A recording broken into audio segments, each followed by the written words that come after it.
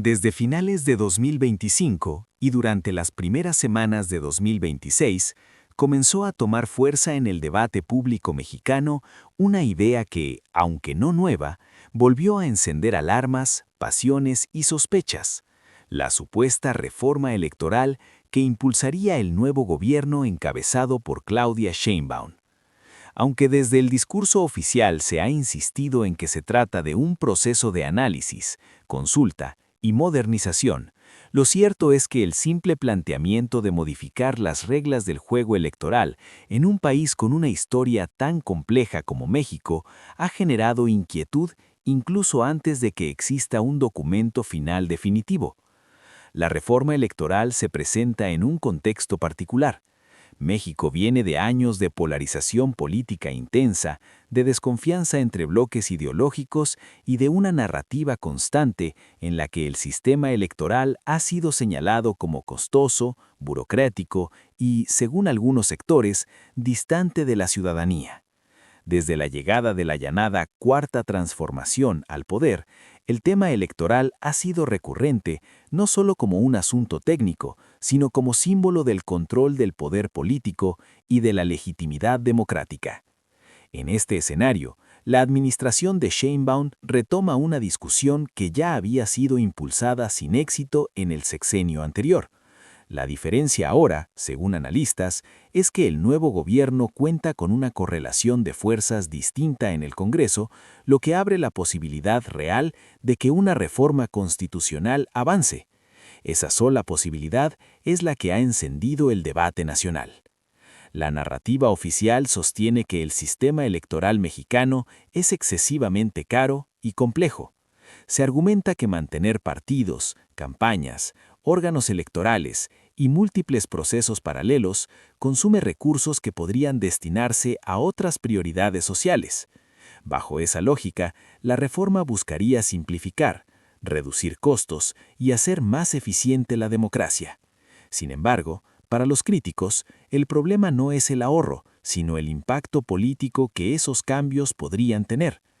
Uno de los puntos que más inquietud ha generado es la idea de modificar profundamente la forma en que se integra el Congreso. La eliminación o reducción de los legisladores plurinominales aparece como una de las propuestas más comentadas, aun cuando no se ha presentado oficialmente en un texto final.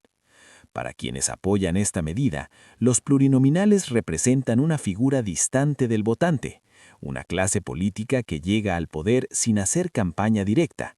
Para quienes la rechazan, su desaparición implicaría un golpe directo a la representación de minorías políticas y a la pluralidad del sistema. El debate no se queda ahí. Otro de los ejes sensibles es el papel del Instituto Nacional Electoral. Aunque desde el gobierno se ha negado que exista una intención de desaparecer o someter al INE, se ha hablado de reconfigurar sus funciones, su estructura y su presupuesto. Para algunos sectores, esto es una actualización necesaria. Para otros, es una señal de alerta sobre la posible pérdida de autonomía de una de las instituciones más importantes del país. El argumento oficial insiste en que el INE se ha convertido en un aparato excesivamente costoso y poco eficiente, pero quienes defienden al instituto recuerdan que su fortaleza ha sido precisamente su independencia del poder político. En un país donde durante décadas las elecciones estuvieron controladas por el gobierno en turno, cualquier ajuste a esa autonomía genera temor, aunque no esté explícitamente planteado como una subordinación.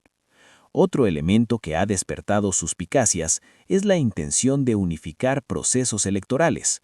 La propuesta de que ejercicios como la revocación de mandato se realicen el mismo día que elecciones ordinarias se presenta como una medida de ahorro y simplificación. Sin embargo, críticos señalan que mezclar consultas ciudadanas con elecciones constitucionales puede generar confusión, desgaste institucional y un uso político más estratégico de los tiempos electorales. La reforma también ha sido rodeada de un discurso de participación ciudadana. Desde el Ejecutivo se afirma que miles de propuestas han sido recibidas y que se han realizado foros y consultas. No obstante, organizaciones civiles y analistas han cuestionado el alcance real de estos ejercicios, señalando que muchas de las decisiones clave parecen ya definidas desde el poder más que construidas desde un consenso amplio.